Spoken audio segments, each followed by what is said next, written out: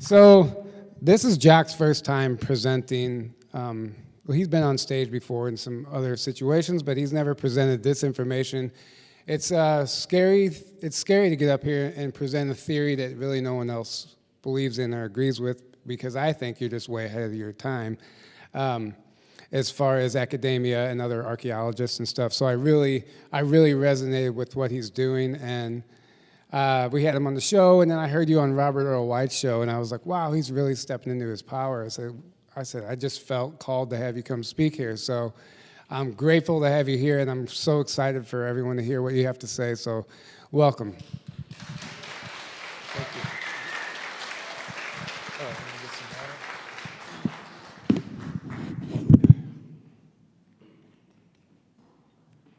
Cheers. Okay. Katie Weiss was talking about channeling the chorus. Katie Weiss was channeling the chorus last night, and she talked about the magic and the power of water. So the chorus was telling her how important water is, and how we don't even know how important it is. We already know that, but we don't know all the possibilities. So, by the way, water figures in key to the terraforming theory, the continental terraforming theory, because what they were doing was building creek beds and river beds to channel water and to release the magic of water. So let's start. This is good. This is good. Boom. Okay. All right. So this is a new theory on the origin of Terra. First, I would like to thank Tyler Koala and Aaron Kuhn for inviting me to speak on this topic. They could easily have said no to a theory that challenges apparently rock-solid geological science. Would it have been possible for me to present this theory in an academic setting? Absolutely not. One, I don't have the credentials. Two, the theory presupposes the existence of advanced races. In academia, talking about advanced races out there will get you ridiculed, ostracized, defunded, detenured, and probably fired. Whom do academics use as their authoritative source on this subject? Well, they use NASA. So, what does NASA have to say about the search for life in the universe? Here we go. Are we alone in the universe? So far, the only life we know of is right here on Earth.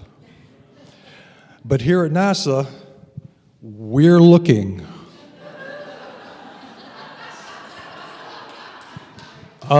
Thanks. I feel so safe and warm. I feel, real confident about that. Thanks, NASA. All right, so let's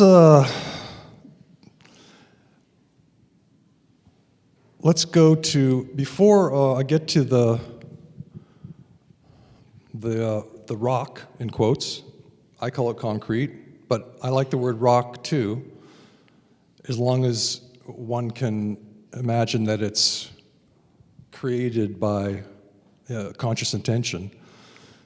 It's still a beautiful thing. A rock is a beautiful thing, whether it came into existence through natural forces or by intention.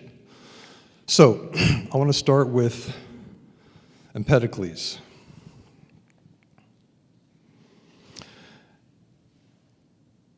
It was not the mixture, O men, of blood and breath that made the beginning and substance of your souls, though your earthborn and mortal body is framed of those things.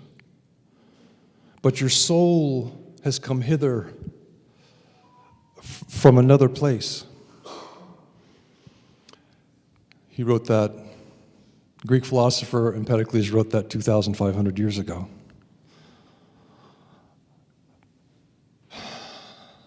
Greetings. You have come from many star systems, some of you have traveled from the future. Welcome to Grafton, Illinois. United States, North America, Terra. Terra's gate address, that is her Stargate address, that is her home address in the galaxy, is 7.5.3.84.70.24.606. Terra's local address is 606, Mars's local address is 605. We are said to live on the third rock from the sun. John Lear says there are 40 planets in our solar system, and the ones we can see are the ones that are not cloaked. So, we may not live on the third rock from the sun, and may I propose that we do not live on a rock. May I propose, that is, that we do not live on a planet that came into existence through natural forces. We do not live on an accidental planet. How would we know this? How would we know for sure if we lived on a planet that was natural or artificial?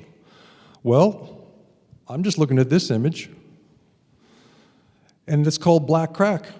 It's in Utah, it's in Canyonlands. Does it look like a crack to you? Because I got some other images of it, and I just want to ask your opinion. Does that look like a crack to you? What does that look like? It seems a little bit to have such a regular geometry, right? The smooth-sided interior of these, how would that happen if it was a crack that was finding random weaknesses in material? Would it be straight down like that? Just a question. I'm going to give you some more of the same thing. I shamelessly stole a whole bunch of these photos, but I think that for educational purposes. So here we go. It goes on and on and on, and we're going to see a video that's going to be an exploration, actually. Do we have the video? Oh, that's okay. We don't need it. We don't need the video. Now, this is super crack of the desert. Climbers call these open seams cracks, and that's fine. I do not believe they are natural cracks in general. I believe that they are section meeting places. I call this an open seam. So most seams that you see that I've found on the continents, section seams, join the sections together strongly. So it's a really integral building with these seams, like a seam in a garment. It's really strong, tightly knitted. Here's an open seam. It looks like it slowly came apart over time. I mean, that's just speculation. I don't know. Maybe they built it this way, but I have a feeling it used to be more integral. So these are the cracks that they climb, and they're like, thank goodness for these cracks. Well, how did a vertical line get into sedimentary material? Please tell me. Here's another crack, straight line. What's that doing there? That's sedimentary material. Sandstone. Sandstones comprise about 20 to 25% of all sedimentary rocks. Most sandstone is composed of quartz or feldspar, both silicates, because they are the most resistant minerals to weathering processes at the Earth's surface. Wait, they're the most resistant to weathering processes. Cool. Sounds like a cool accident of nature, right? What if it wasn't an accident of nature? That sandstone is all across the world resisting erosion because it's so strong. If advanced races built planets, where did they get the material? All right, this great man actually doctored this photo because there was some lint on his, and I just photoshopped out the lint because he deserves that, you know? Right? Right. Thank goodness for this man. And his legacy lives on in the alternative community because academia discards him in every possible turn, all of his work and him. He has been relegated to a man who was in love with a pigeon. That's academia's take on this guy. Oh, he's just crazy. Well, Nikola Tesla wrote an article, July 1930. It's the little article embedded in this. I'm just going to zoom in on it. Man's greatest achievement. Let's see what we got here. Let me just see. Yeah. What has the future in store for this strange being, born of a breath of perishable tissue, yet immortal, with his powers fearful and divine? What magic will be wrought by him in the end? What is it to be his greatest deed, his crowning achievement? Long ago, he recognized that all perceptible matter comes from a primary substance of a tenuity beyond conception and filling all space. The akasha, or luminiferous ether, which is acted upon by the life-giving prana or creative force, calling into existence in never-ending cycles all things and phenomena. The primary substance, thrown into infinitesimal whirls of prodigious velocity, becomes gross matter.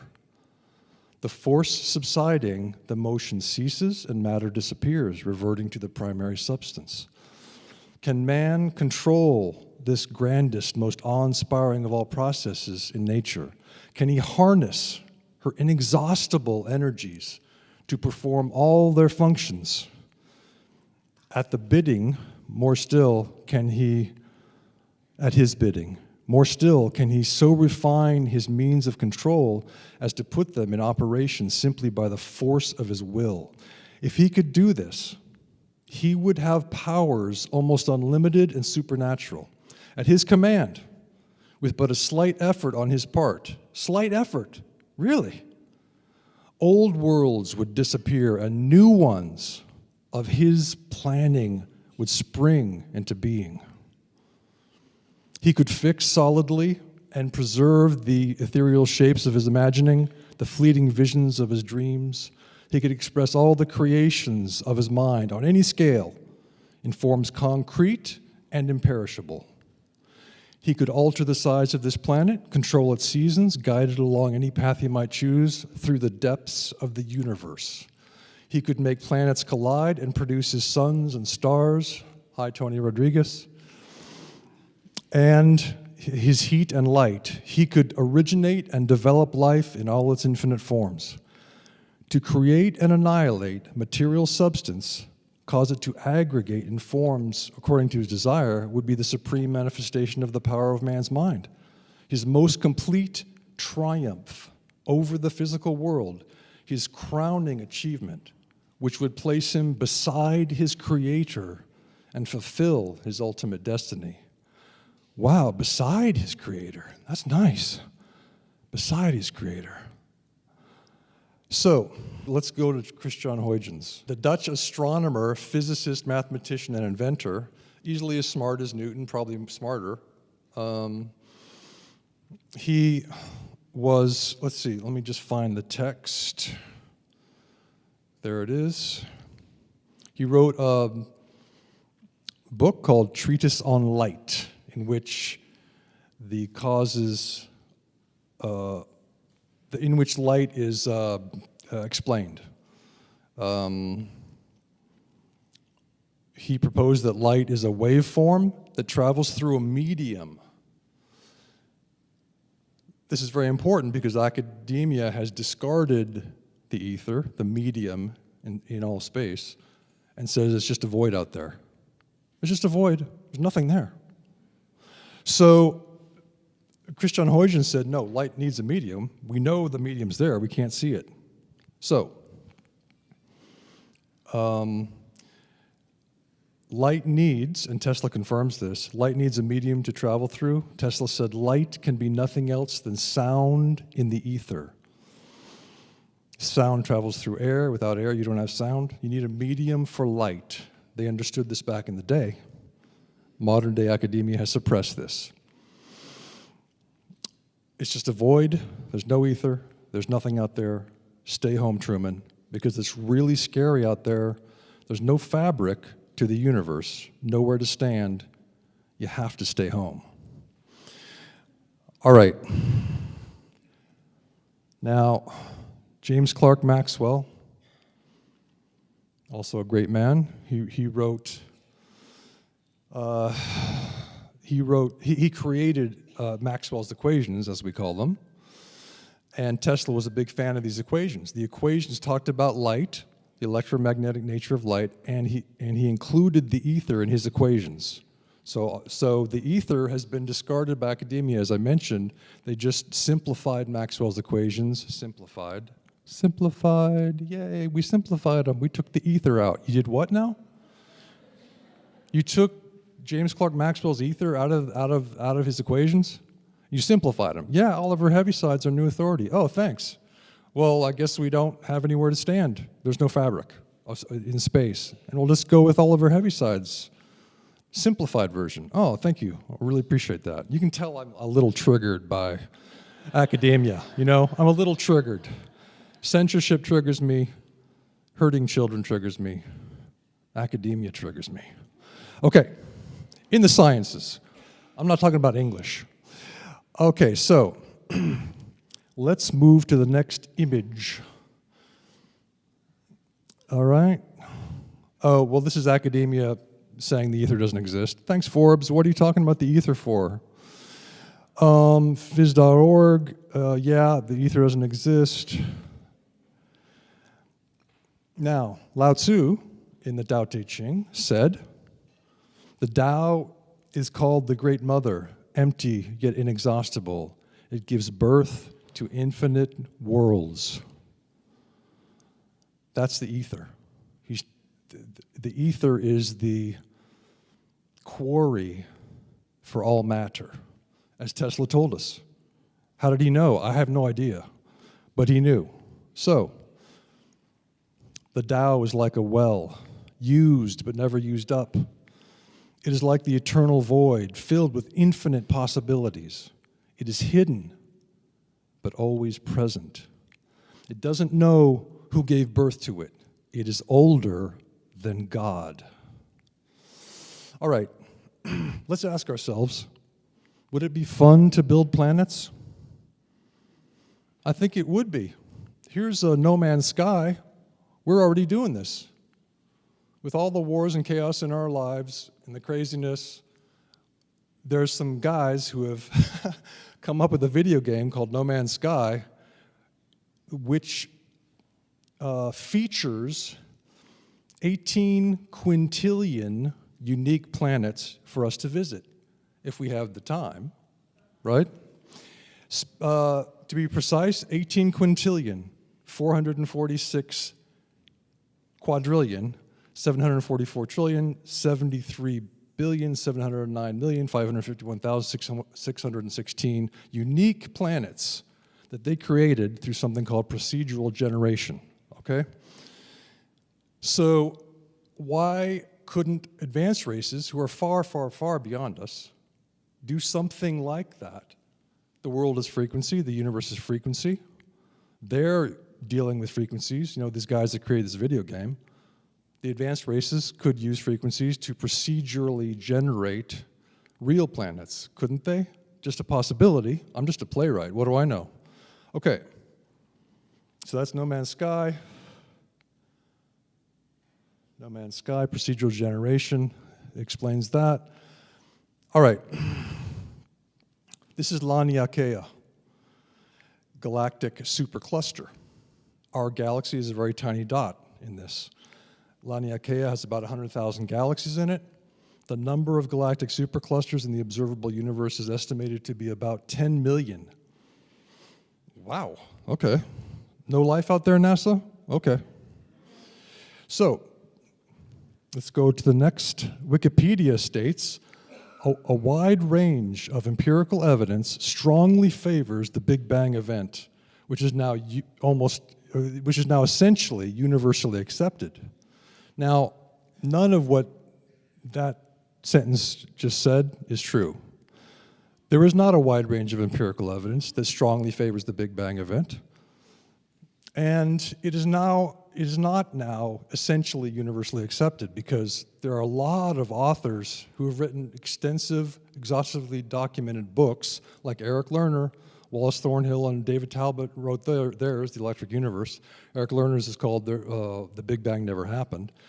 There's Hilton Radcliffe. He wrote The Static Universe, by which he doesn't mean that there's nothing happening in the universe. It just means that it's not expanding.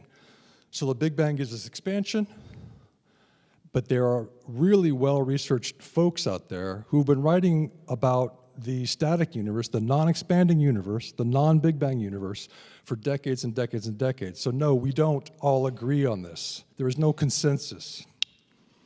All right. Let's go to the next thing. Let's see if I can read this. The Big Bang was the moment 13.8 billion years ago when the universe began as a tiny, dense fireball that exploded. Most astronomers use the Big Bang theory to explain how the universe began. Isn't that wonderful?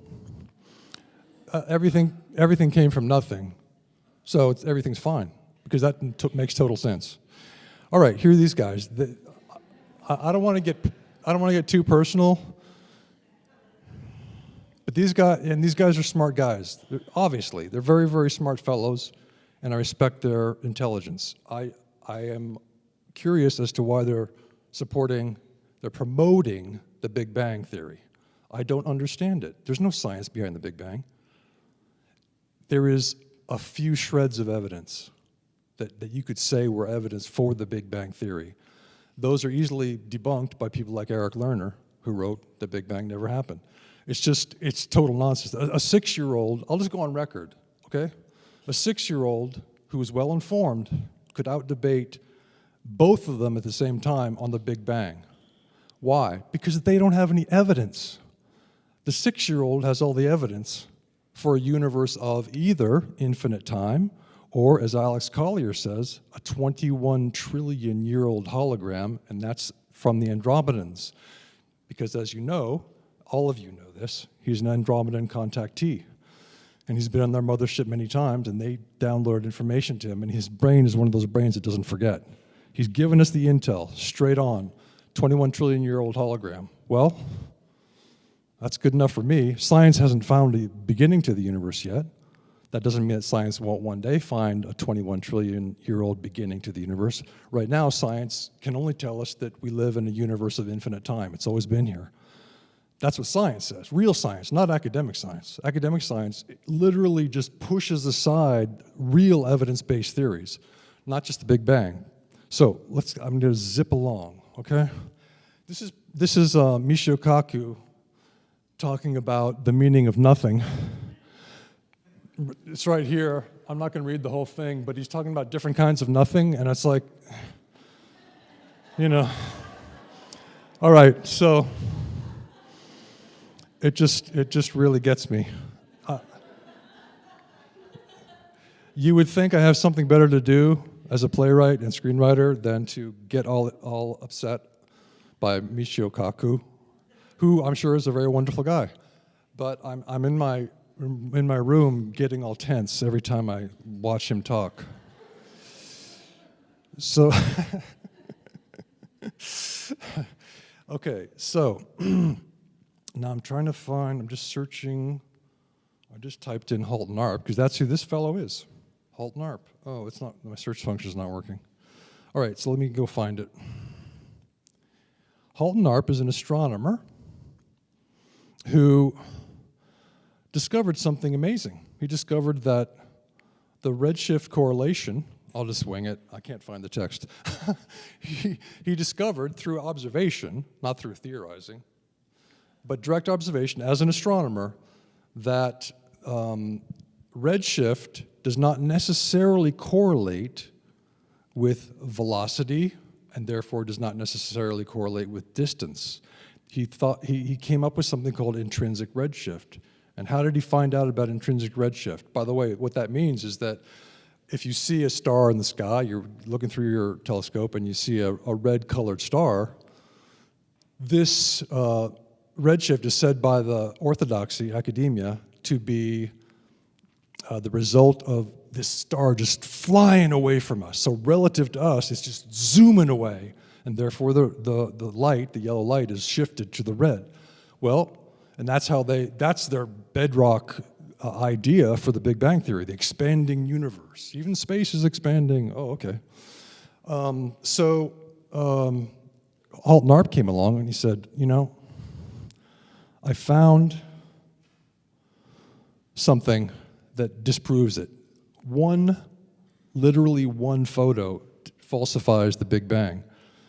He was then excommunicated, defunded, and he couldn't get telescope time because he has evidence that shows that the Big Bang is total, utter nonsense. Okay? Now I'm going to go into this in a bit of detail, even though we're pressed for time. You see the brown, these two brown objects. This is Markarian 205. Markarian 205 is a quasar-like object. We'll just call it a quasar for now. And this is a spiral galaxy. Let's see, NGC 4319.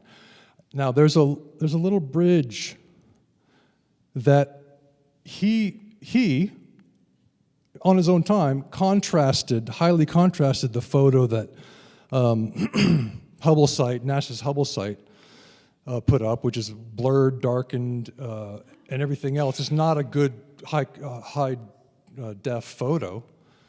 He just said, okay, even though you're giving us this blurry thing to hide the bridge between these two objects, I'm going to find that bridge with your image. So we high contrasted and got that. Now, I'm going to show you why that's really, really important. All this ties into the terraforming theory, I promise you. I know it kind of feels like you might go to sleep real quick, but I mean, I struggle with this stuff myself. But anyway, so there's his paper. This was written about, let's see, 87. How many years ago is that? 30 something, bunch of years ago.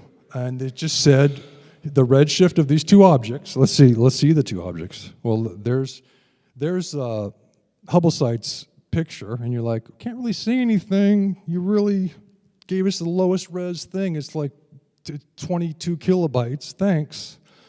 Meanwhile, Hubble can see, a dime on the other side of the universe. So, that's just I'm not serious about that. But anyway, so we haven't found the other side of the universe yet. It's probably a torus and it just goes around. But anyway, so we have these two objects.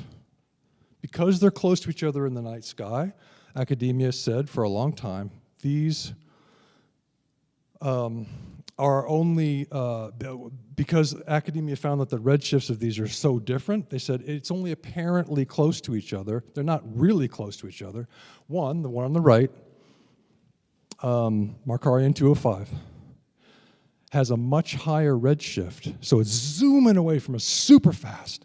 This one, spiral galaxy, is much lower redshift, so it's much closer to us, because velocity and distance are correlated according to academia.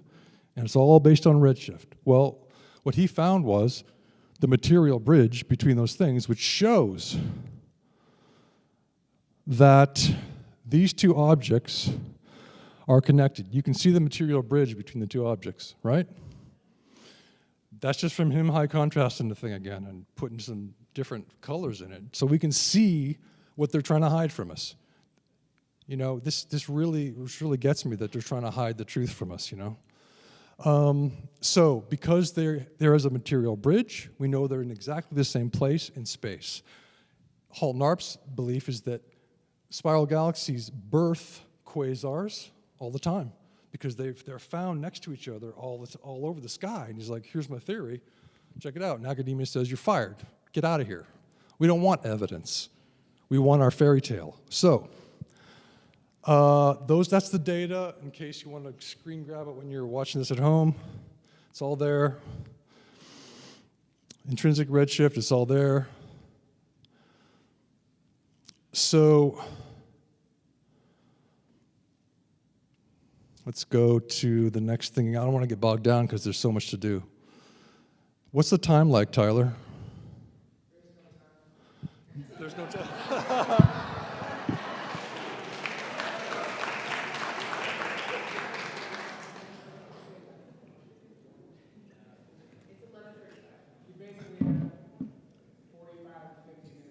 Oh, sweet, sweet. Okay.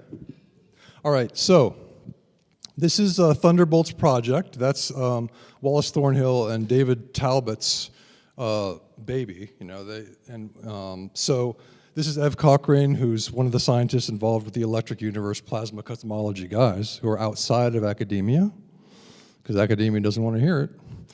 Quote, one of the greatest crises in space science today is the astounding failures of the standard theories of planet and star formation.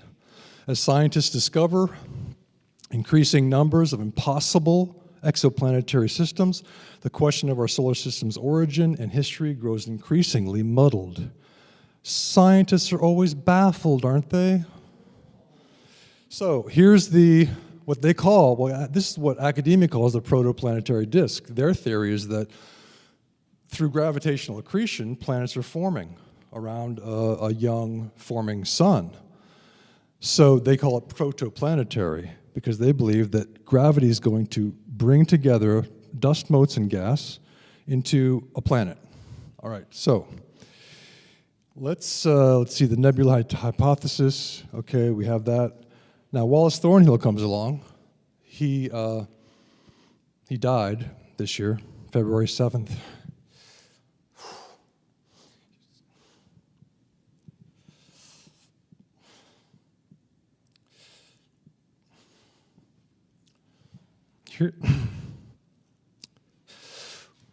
Here's his book, The Electric Universe. Okay? He proposes, he says, no one has been able to show how a disk of dust and gas about the sun can form planets. It is simply assumed, despite the difficulties, because gravitational theory has no other option. So the entire cosmology of academia is gravitational. That's the main force. The plasma cosmologists say, no, plasma, the force of plasma is millions of times greater than gravity. Gravity is really weak. It's not going to hold together a galaxy. So we need the plasma cosmology. And that will also give us an understanding, a better understanding of planets and suns formed. So, quote, this is from the narrator of this video, Hypatia Stone, okay? The belief that our solar system formed from a collapsing nebular cloud finds no parallel in the thousands of exoplanetary systems scientists have discovered.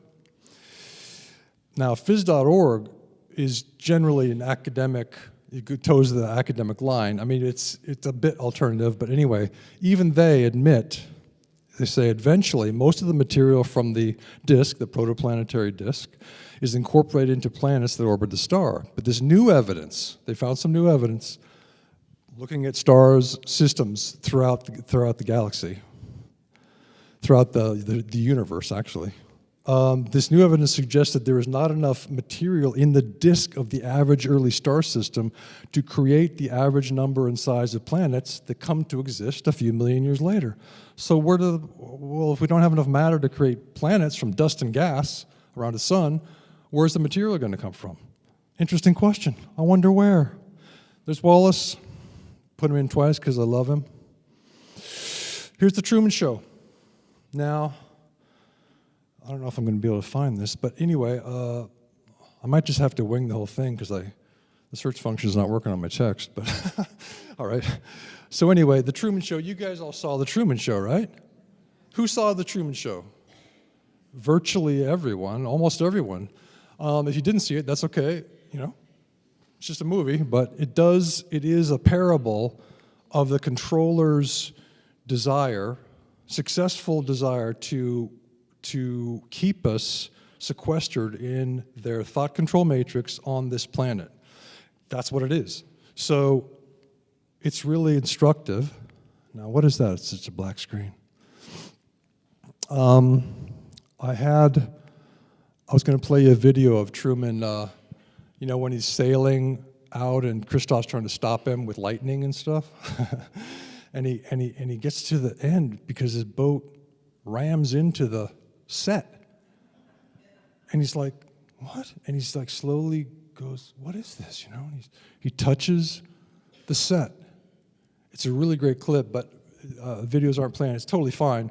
But that's where we are. We're touching the edges of the set, all you people right here. You know it's a set.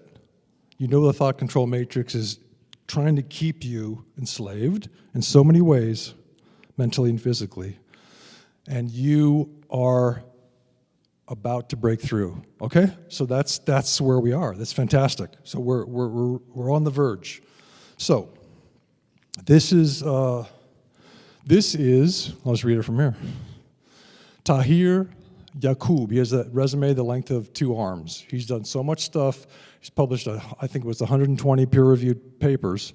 He's fully, you could say he's fully orthodoxical in the sense that he's working within the system. But he says, let's see, he obtained his BA and MA in physics from the University of Oxford. Oh, that's nice. And a PhD in astrophysics from the University of Leicester. He has published over 120 research papers. Cool. Okay. Now, he says, let's see, I think my slide is out of order. Let's see. Okay, anyway, he says, let me go back to him. Actually, I have if I could find the thing, give me 1 second. Categories of evidence, that's not it. Oh, that's way down there. Oh, there it is. Okay, here it is. Just by lucky accident, I found it. Okay. He says, quote, although debris disks, protoplanetary disks, have been directly observed in space, in parentheses, there is not a single case of direct observation of a planet that is unambiguously in the process of formation. There is no smoking gun. The evidence in support of core accretion, gravitational accretion of planets from dust and gas, is all theoretical. Well, if the evidence is theoretical, then there is no evidence. Evidence is not theoretical. A theory is an idea. So there is no evidence. And this guy should know. This guy, let's see, this guy should know. So, well done, sir. Now, we keep having individuals break out of the system in a profound way, a strong way, but still the system is sort of holding on somehow. I don't know. This one talks about dust bunnies. All right, so to make their theory palatable for the idiots who are the masses, idiots, that's how they regard us, they're going to call them dust bunnies.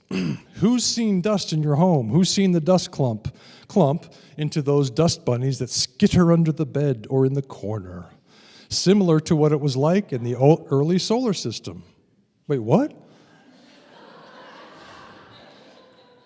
Wow, I didn't know there was a corner in space where dust bunnies were gathering.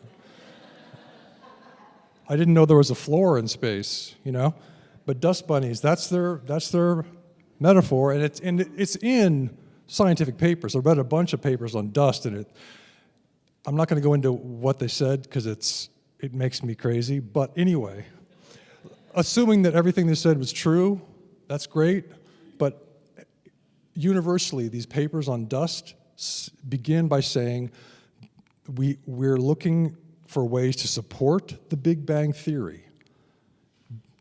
In our experiment, we didn't really come to any great, support for it. But we think that, the next time we do it, we'll definitely have it, and it's to support the planetary disk theory. And so they're trying to support a theory before they begin. That's not even science. You don't support a theory. You don't go in with a theory in mind. You go in with a neutral mind, no mind, beginner's mind. and you look at the evidence and you go, which theory does this support? What theory can I create from the evidence? So, I know you guys are oh, thank you. All right, so that was the hard part. Whew. We got through it. I know it was boring. I'm sorry. I will continue I'm going to try to entertain you with some real stuff now. The etymology of tectonic. All right. So in 1867, I think it was, 1867? Yeah, 1887. Okay. So in 1887, the meaning of the word tectonic was changed. Who changed it? I have no idea. I mean, words do change all the time, but I feel suspicious about this change. In the 1650s, back in the day, before the control system maybe came in to fix everything, tectonic meant of or relating to building or construction. Now you go, well, so what? Well, that means there's a builder. There's an actor. There's a carpenter, right? Builder, carpenter, woodworker, master in any art. Master in any art. Wow, tectonic. Adjective. From pi root TEKS, to weave. Also to fabricate. So tectonic was talking about the artist, right? Now, the geological sense, which we have today, now means, from 1887 on, pertaining to the structure of the Earth's crust. There's no actor. They took the artisan, the carpenter, out of it, the carpenters. Let me just add an S to that. All right. Artificial planet, first stage, etheric 3D printing. Sounds complex, sounds weird. Second stage, etheric and manual continent building. This is part of the theory, okay, that I'm trying to, that I want to enter into the scientific record, and then I'm going to go back and write my plays. As soon as I'm done here, I'm hoping that I can just go back to my fairy tales and my musicals, you know. But I want to enter this into the scientific record, and Tyler and Aaron have provided this wonderful platform for us to have that happen, so thank you. The continental terraforming theory, there's two theories. There's the continental terraforming theory, which is artificial continents, and then there's the artificial planet theory, and they work together. I think it was done in two stages, is what I'm trying to say. So originally the ball was created through group consciousness intention. That's according to Vanessa Lyle, L-I-S-L-E, who's a Akashic Records reader and channel and medium. She's Vanessa Crystal Consciousness on YouTube.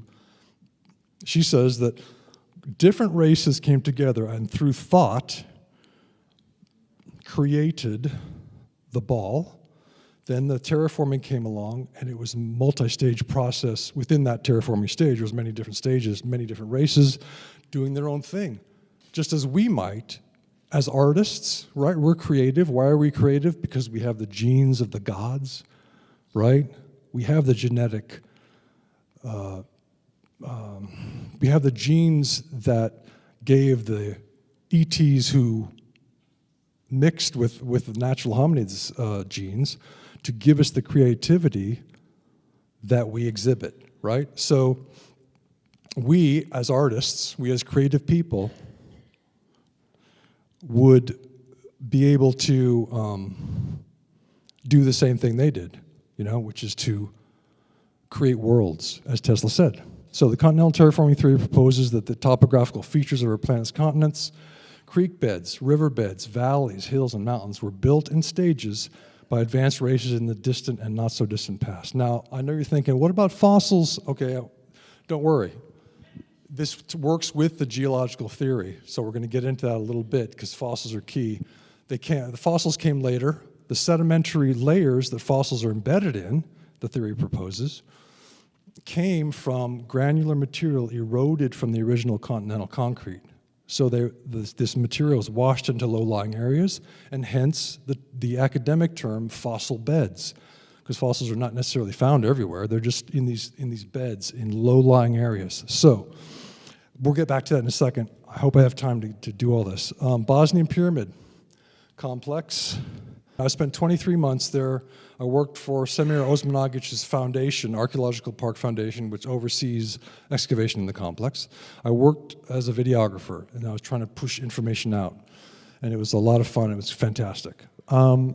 So I believe that this is a late-stage terraforming project, as opposed to most of the pyramids we see, which I feel are a separate project. In other words, I believe that the true ancients, I call them the true ancients to distinguish them in time from the ancients, built the continents and then over time added to them and kept refurbishing the continents.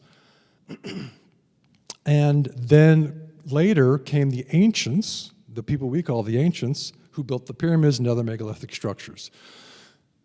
But I don't think this is built by the ancients. I think the Bosnian Pyramid Complex is built by recently, 34,000 or so years ago. It's been carbon dated. And also Vanessa Lyle, who's so awesome, she said it was that her guides were telling her it was about 35,000 years ago, which is 34 or 35, you know. It's a good target, so well done. So this is a recent terraforming project. So the continents, most of the continents I think were built billions of years ago, probably, but then over time more and more features were added, and the Bosnian Pyramid Complex was perhaps the most recent, hard to know, of the terraforming projects. They didn't just set their pyramids on the earth. You know, the ancients were the pyramid builders were pretty much just, they may have had foundations like in Giza Plateau, but they're just setting there and they're sort of separate from everything else, you know? Bosnian Pyramid is not that way. It's an integral part of the landscape, and the hills have the same building that the pyramids do. So, we're going to look at categories of evidence. Vertical straight line seams, hard structural layers of material alternating with soft earthquake mitigating layers. Smart building, Bosnian Pyramid Complex, that's all it is. It's alternating hard and soft clay, for instance. And we see that throughout Texas. I've been in a lot of creek beds, and you can go to my Artificial Riverbeds channel, playlist on my channel, Jock Doubleday. You can see those adventures where I show the alternating hard and soft layers of gypsum throughout Central Texas, or limestone. And then the third main category of evidence is 45-degree angle sectioning of riverbeds and creek beds. I first went to, let's just put it back. When I was in Bosnia, it took me 17 months to think to myself, where's the foundation of all these pyramids? Where does it start? I mean, they're so huge. The two biggest pyramids on the planet, except for Britannia Mountain, which is really a pyramid, which is much bigger than any of them, are the Bosnian Pyramid of the Moon and the Bosnian Pyramid of the Sun. And they're just right along the Foinica River.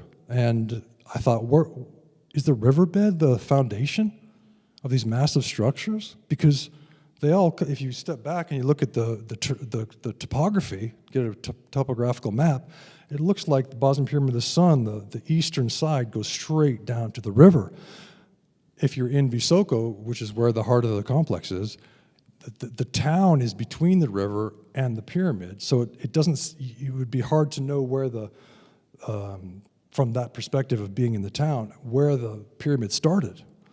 But if you look at the topography, it's straight down. So that meant to me that the riverbed was possibly the foundation. Someone's building riverbeds? Cool. Well, I went into it August 5th, I think, of 2015, made a video, told Semir, I think this is built. I got evidence. He goes, well, it would be a lot of work. You know, Semir's a great man. I respect him 100%. And I think that he will look at this. He told me he was going to send an archaeological team down, and that's great. I think that he may have missed an opportunity because, delayed an opportunity, because I think the riverbed is obviously built with the same building as the pyramids.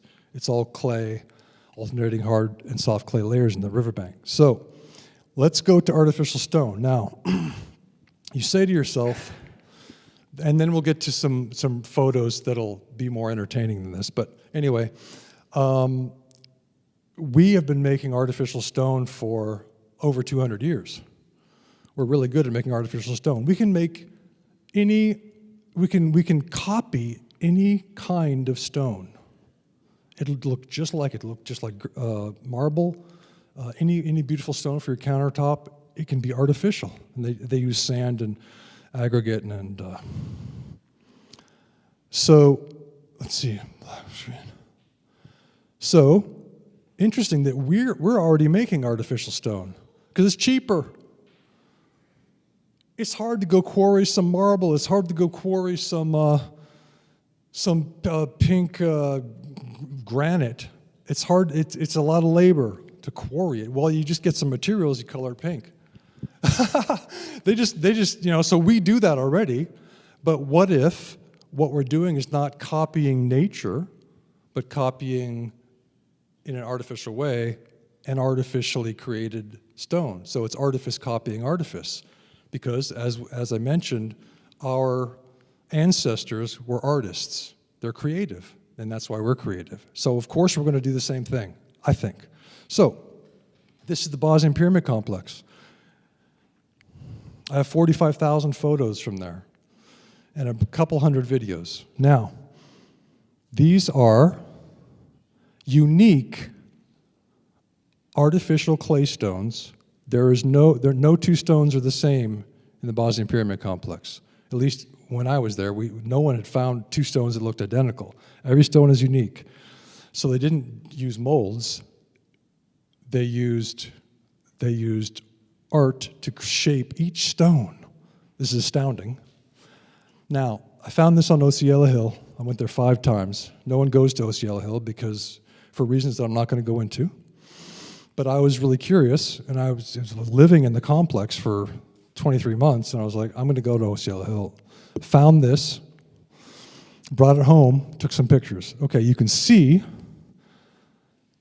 this means a lot to me. This stone means a lot to me. I call it Bosnian Rosetta Stone A. Sorry, I call it Bosnian Rosetta Stone A, because that's the key, I think, to understanding who built the complex, because we have finger marks right here. 2 finger marks. Okay? Then we have, and actually it looks like there too. Then we have the thing that looks like a spatula mark, like a thin spatula. Now this is in addition to the texturing that you see on all the stones. All the stones are textured on top, deeply gouged.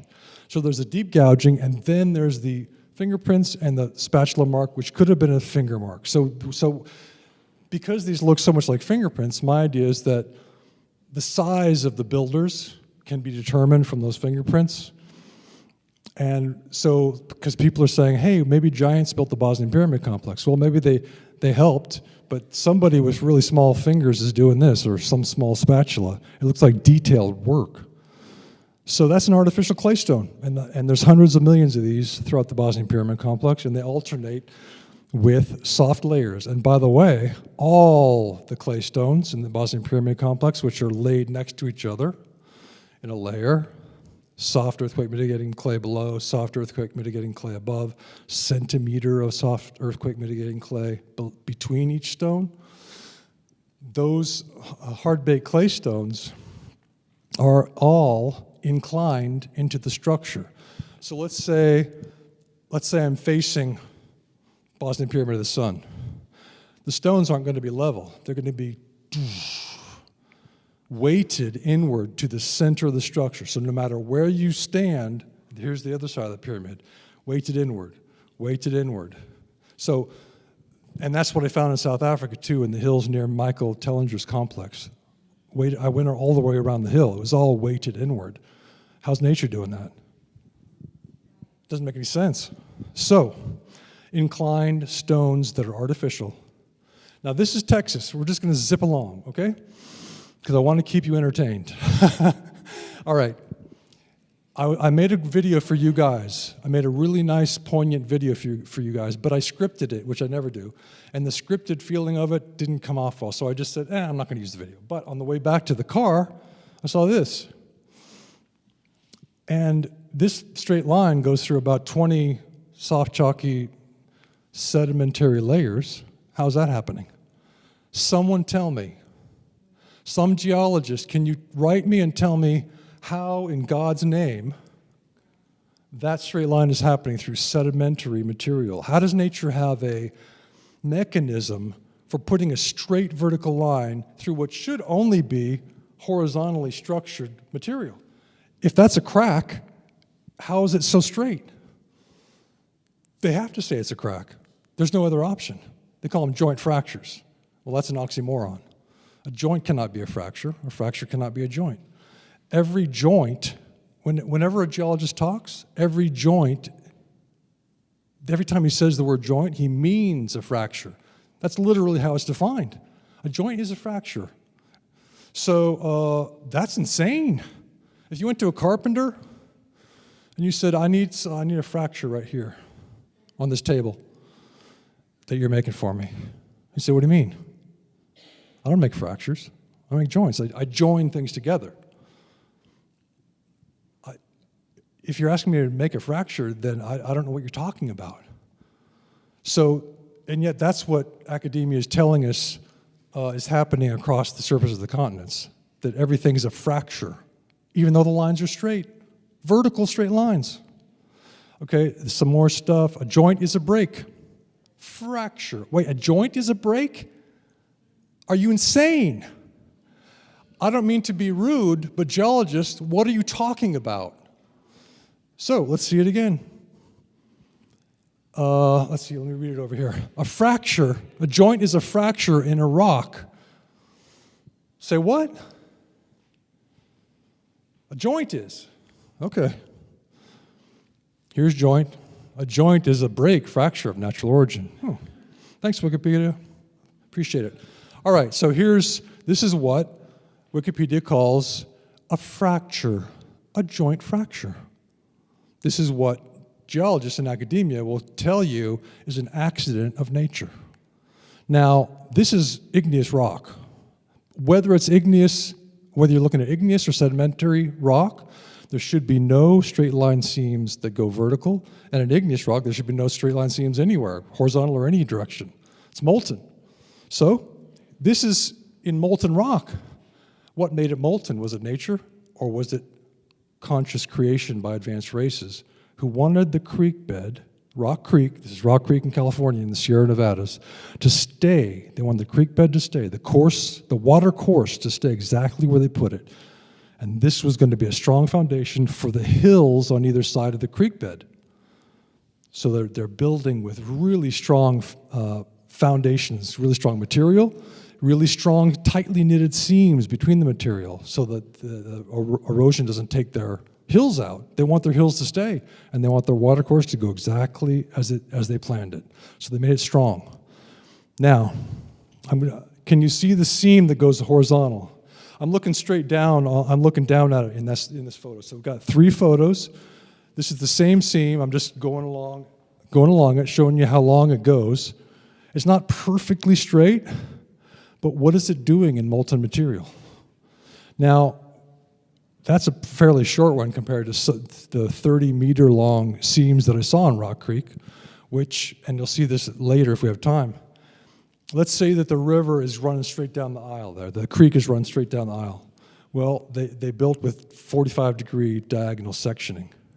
So all the seams in Rock Creek that I found went all the way across the riverbed with 45-degree angle sectioning. I found that in Texas. All the creek beds and riverbeds that I've explored have exactly the same thing. You can find those videos on the Artificial Riverbeds playlist. Now, this is Wyoming. I call this video Beautiful Nonsense because, again, in the video, I'm slightly triggered by geology because they're telling us that this is sedimentary layers. Okay, well, why is there a straight line that goes through the sedimentary layers, geologists?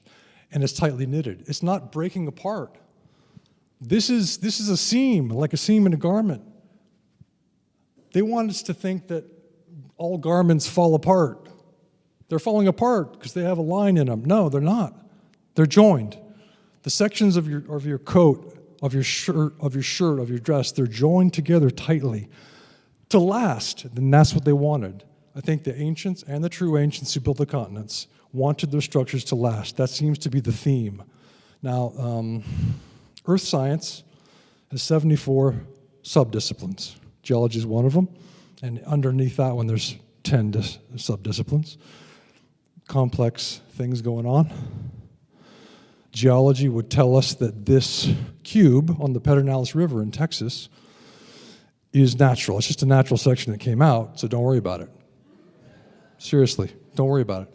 We'll just get closer. I always like to get closer, just to see what's happening. I just want to see. I just want the evidence. So there's that, one of the sections that came out. Okay. Now, important point, if you can, I'm kind of breathless. I hope I'm not going either too fast or too slow for you. I want to keep you with me. This is hopefully more interesting than the beginning.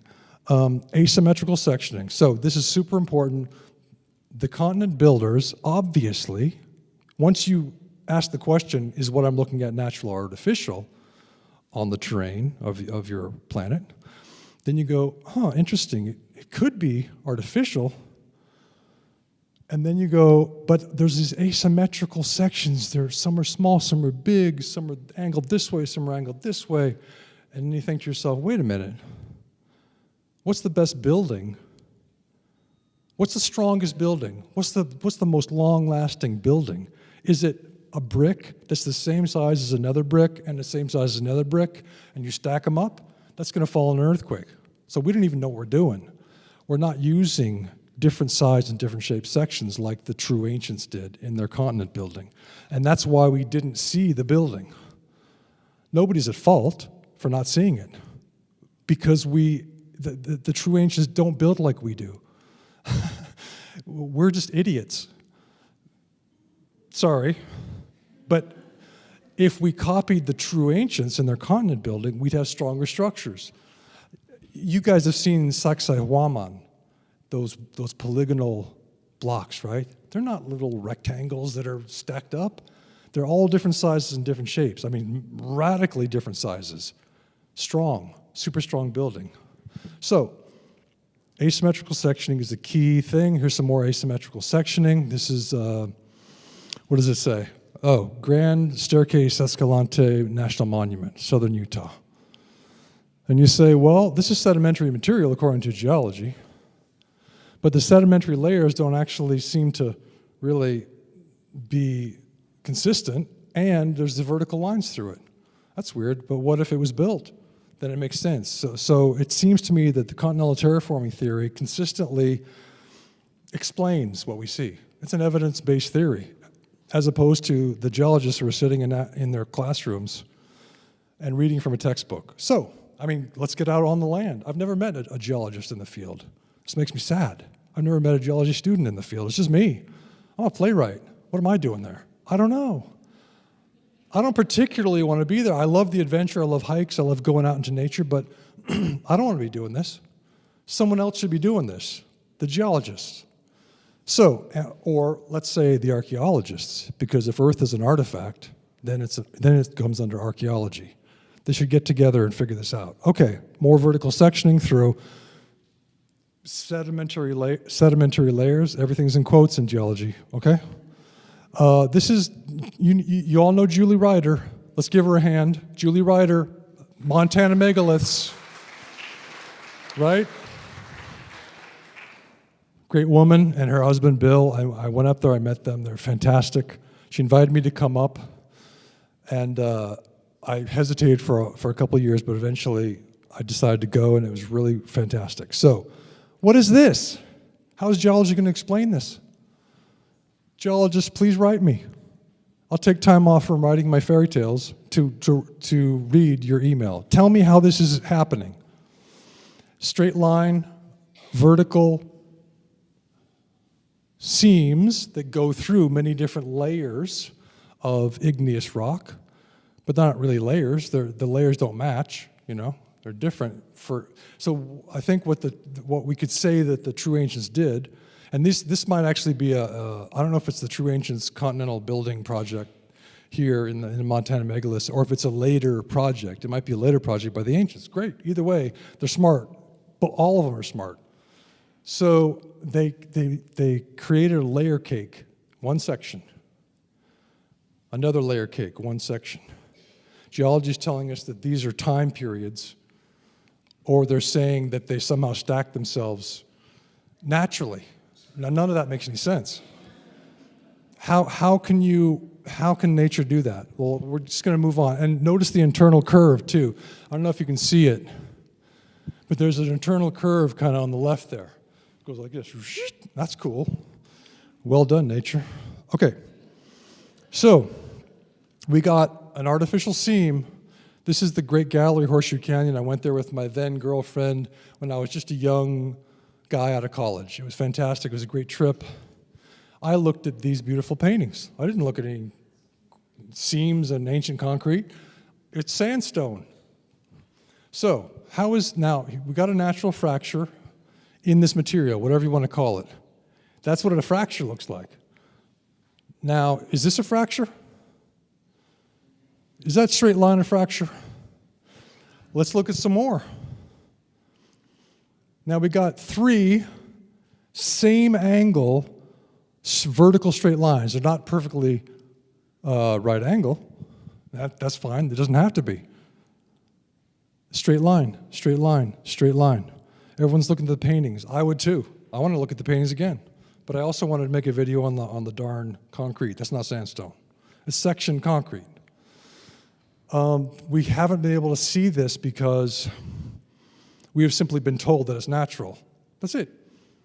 So, I mean, there's no advanced races except for us. We didn't build it. We didn't build that or this, right? We didn't build that. So it must be natural. It's got to be a crack. So the premise is the problem, that we're the first advanced race in the universe. So, vertical straight line seams. Here it is. Zoom.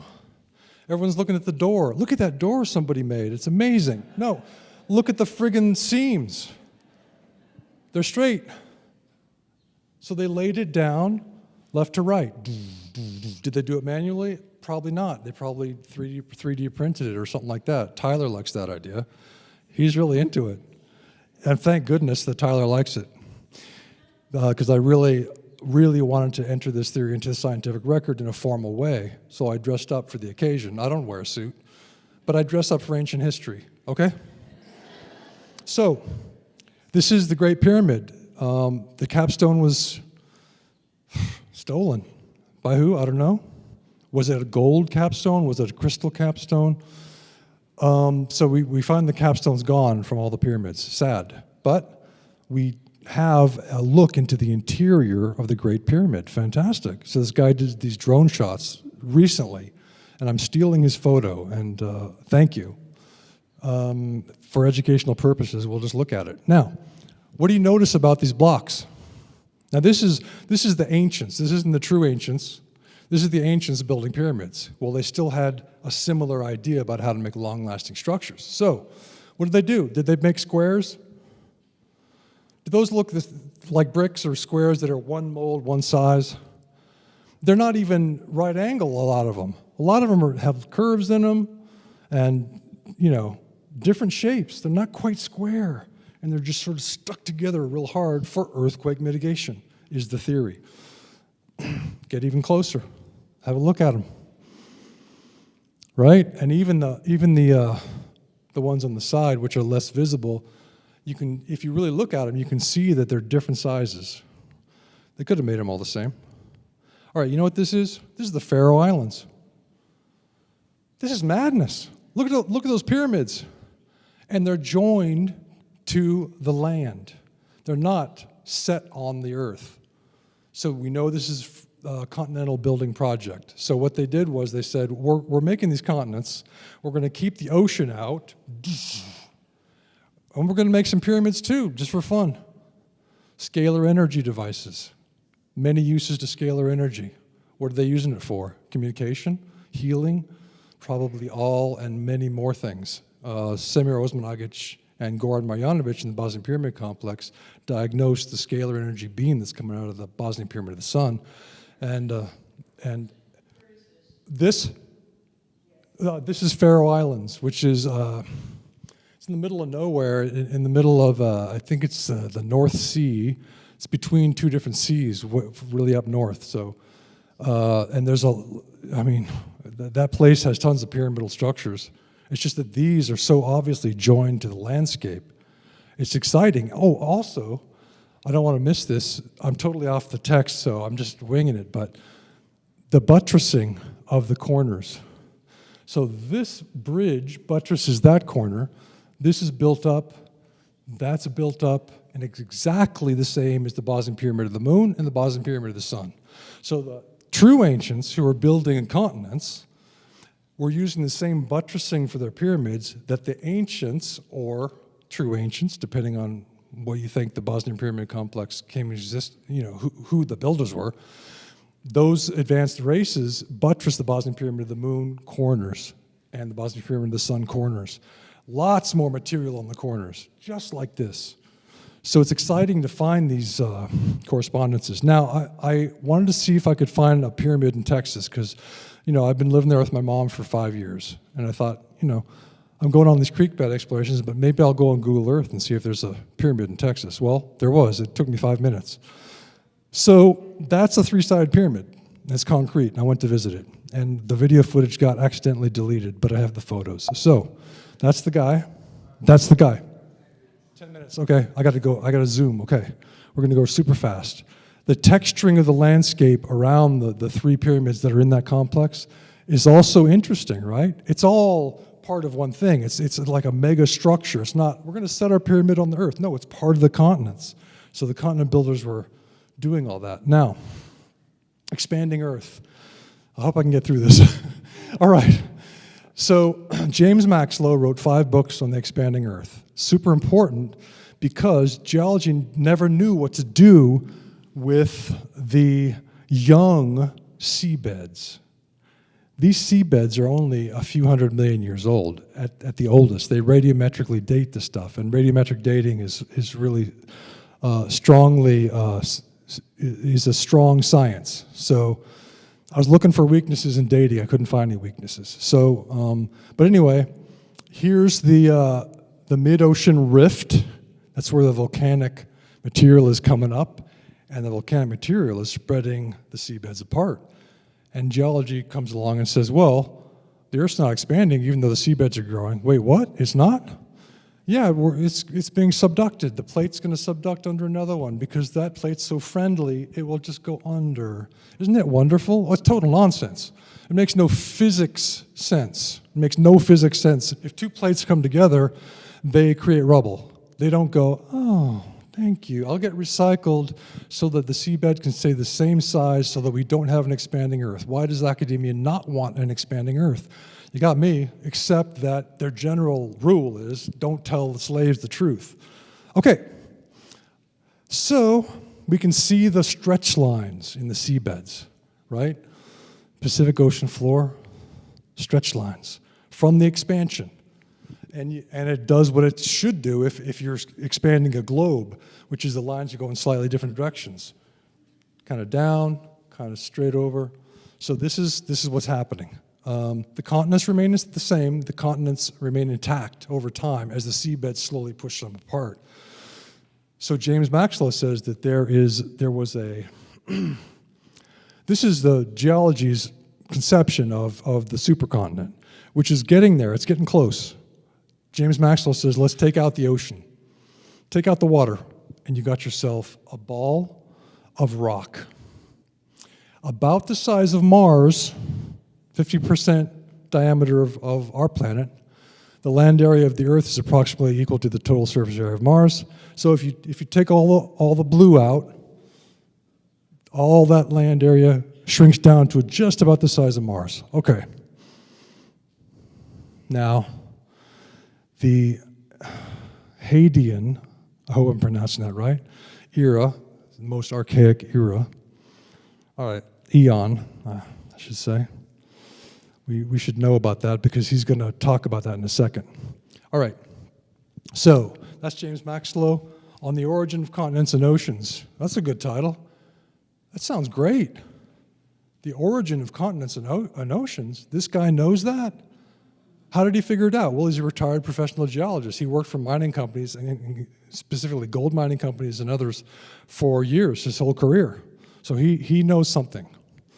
Here's another book, Terra, Non-Firmer Earth, Plate Tectonics is a Myth. So we have,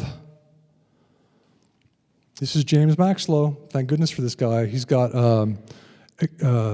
Expansion Tectonics is one website, and James Maxlow is the other. So Earth is undergoing an exponential increase in surface area and radius, commencing from a primordial Earth, the Hadean eon, of approximately 1,700 kilometers radius during early Archean times. From this, a current rate of increase in Earth radius is calculated to be 22 millimeters per year. So super slow expansion of the seabeds, which then push the continents apart, and the Earth diameter or radius keeps getting bigger and bigger over time, but super slowly. All right, microns per year. So let's see. Prior to the Triassic period, the ancient supercontinents existed as a complete supercontinental crustal shell for approximately 94% of early Earth history. Wait, what? 94%? So most of Earth's history was a continental shell with no oceans?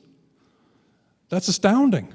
So really, the expansion has occurred only in the last several hundred million years, is his theory.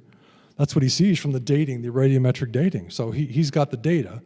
The supercontinental crust covered the entire Earth with no large intervening oceans. Okay, this is cool. This is cool. So then you see why there's two theories. There's the artificial planet theory. James Maxwell, as far as I know, doesn't believe in the artificial planet theory, but he's trying to figure it out all through natural forces. But I think if we bring in these theories, the artificial planet and the continental terraforming, then we begin to have these two make sense. They dovetail: expanding Earth, hollow Earth, and artificial Earth. So Triassic fauna and flora, these are large animals. Why are they so large in the distant past? And everybody knows the Jurassic, right? So why are these animals so big? Well, academia says it's because there's more oxygen. Well, okay, I mean, thank you. That's a good theory. That's a good theory.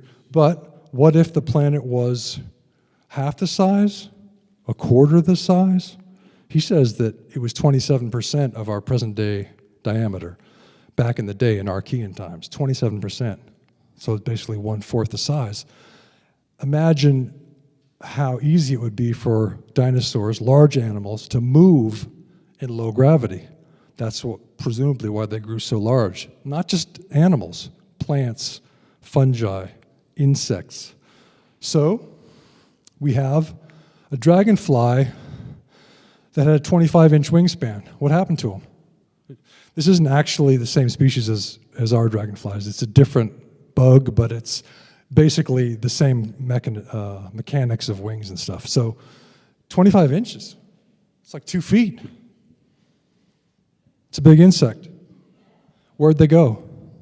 Well, they got smaller. Why? Because the gravity got larger. They're adapting to our electrical gravity getting larger, getting more powerful, and they're saying, we got to be smaller. And that's what all the organisms did. All right, so here's some diagonal sectioning. I think we might get through this. Okay, we've got like 4 minutes or something. Okay, so diagonal sectioning on 3 continents. So I put this collage together. You can screenshot it and get all that intel about where these are. I'm going to get more. Now, the text kind of obscures this a little bit. This is just, well, it's right near my house, about, I don't know, 10-minute walk away. I'm just going down to this gully. It's just a gully. It's not even a formal creek or a river or anything. So you can see now the creek, I'm just going to stand here for a second. The creek goes straight down right there. So that's the direction of the creek. When I mention 45-degree angle, I'm always talking about that in relation to the flow of the water. So the flow of the creek, the flow of the river. Here's the 45, zoop. Here's the 45, zoop. And check out my videos. It's all 45s. Not all. There are different angles involved, but the primary angle of construction for riverbeds on 3 continents that I found is 45-degree angle. Why? Why do you guys think they use 45-degree angle? Strength. Who said strength? Yes, that's what I think. I don't have the memo. I don't have the memo that says, let's do this for strength. But we just look at our evidence. That's all we can do. And we continue to see the 45-degree angle. The theme has always been, let's make our structures long-lasting. That's the feeling that one gets. So let's think about the terrain. Geologists say that tectonic plates are meeting and creating hills, folded topography, and mountains. That's total nonsense. It would be rubble. So, what did the continent builders want to create with their mountains? Was it something living? Why is it folded? Is it like a brain? Did they want it to be living? Well, Tesla said crystals, our Earth is crystalline material. Tesla said crystals, in a crystal we have the clear evidence of the existence of a formative life principle, and though we cannot understand the life of a crystal, it is nonetheless a living being. Thank you, Nikola Tesla. So we have a crystalline Earth. It's alive. Now, you guys know this. We're going to look at some straight line seams really quick. We're going to zip through them. What's that doing there? Whether that's sedimentary or igneous is irrelevant. What's a straight line vertical seam doing in that material? Now, this goes through about, I don't know, how many layers is that? They don't even match, really. The layers don't necessarily match. I mean, which doesn't make sense. Sedimentary layers should generally match. And this just goes straight through all of them. These are supposed to be time periods, 10,000 years, 1,000 years, 100 years, whatever it is.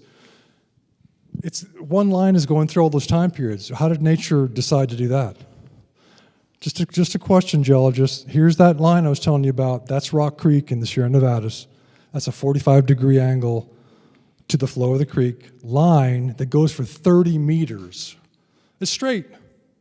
Really, it's igneous material. How is it straight? What the hell is this? I should calm down, but I'm kind of freaked out. I should calm down. There, I sound like Russell Brand on his videos. He's like, look at this geology. Okay, so I'm just going to calm down. We got 2 minutes or whatever. How is this happening, geologists? Oh, it's a magmatic dike or it's a intrusion. Okay, well, that's one theory. How's it happening? This is Jacob's Well in Texas, vertical line. You can see the vertical line, zoop, shaped like a yoni. Why are they shaping their entrance to the inner earth like a yoni? Probably for good reason. They're artists. Straight vertical line, what's that doing there? That's supposed to be sedimentary material, gypsum or limestone. Straight vertical line, this is the Grand Canyon. Probably that Grand Canyon was formed by plasma discharge in a few minutes, maybe in a minute. And all that material was thrown up into space as the Mars, probably, discharged onto that area and just took out all that material. You can see it from above. It's totally jagged. It's not like, oh, we're going to erode this with water very softly. No, it's jagged and clearly some kind of, it just cut through the continent. So we can see the building. This is fantastic. Fantastic. We can see the vertical line. What's it doing in sedimentary material? Here's some polygonal columns, and you see this all the time. You see these cool photos, but what about the layering? How is this, even if you believe that this could happen naturally, these columns, polygonal columns, how is it layering itself as it goes up? Regular layers? Weird. I mean, I don't want to question orthodoxy, but here's a crack, by the way. This is really near my house. An oak tree fell on this. You never see cracks, real cracks in this material. It's so hard. They built to last. This oak tree fell on this and cracked it. So now we know what a real crack is. That's a crack. That's not a seam. That's a broken section because a tree fell on it, a huge oak tree. Inclined layers. Well, we got to keep the ocean apart from the land, so let's and then make it strong. Incline it into the structure. Okay, just like Bosnia. Cool. Same thing. South Africa, right near Michael Tellinger's compound. I just went out the last day I was there. I made some videos with him, and then the last day I went on my own, and I looked at some hills. They're all inclined into the center of the structure. See the steep inclination of that stuff? Man, oh man. Okay. Bosnian Pyramid Complex, again, alternating hard and soft layers, earthquake mitigating, structural to keep the soft layers in place over time. Inclination, it's weighted inward. It's strongly weighted into the structure. All the structures are that way in Bosnia, in the Bosnian Pyramid Complex, strongly weighted in. Okay, fossils. I can't go into it because we have no time, but fossils were used, I'll just say it in one sentence. Fossils, I believe, were used by the true ancients who built the continents to harden, to make their material even harder than it was. We have this quote, fossils are often more resistant than the surrounding rock, which is known as the matrix. Really? So maybe they're chucking in fossils, and that helps us, in the multi-stage process of continent building through time. Oh, life has appeared on Earth, brought here, okay, or evolved, either way, both. Life is here, we got shelled organisms. We, the true ancients, are going to chuck some calcium carbonate, which is a glue, and that's why the organisms use it, into the surface of our concrete to keep it even harder than it would have been. Wow, cool. I just found that just a few days ago. So I'm going to just quickly end with this. On the same note, calcium carbonate, Semir Osmanagic, who discovered the Bosnian Pyramid Complex, he also created Stone Spheres Park. He just made a beautiful park where these stone spheres happen to be. So one of his workers found this massive sphere, it's the megasphere, and they uncovered it. Now, he did samples of the stone spheres versus the natural material the stone spheres were in. What he found was that the stone spheres were missing an element. The quartz had been taken out. So the silicon dioxide had been taken out, and in place of it was a hardener, manganese, and a glue, calcium carbonate. So the seashells know exactly what the ancients knew. Calcium carbonate is going to keep your structure glued together, keep it strong. So these have lasted through the ages. So calcium carbonate's the key. So there's that. Tyler, I see you coming up. Check out my article, Megasphere. There it is again, pretty big, huh? That's one of 80 balls. A bunch of them went down to the ocean in a big flood. But that's the biggest one, and guess who ignored it? Archaeology Magazine. I wonder why. How come there's a moratorium on Bosnian archaeology since the discovery of this in Archaeology Magazine? I've documented that. Okay, well, let's just end on that. We'll just end on that. All right, thank you very much. I really appreciate it. Thank you. Thank you.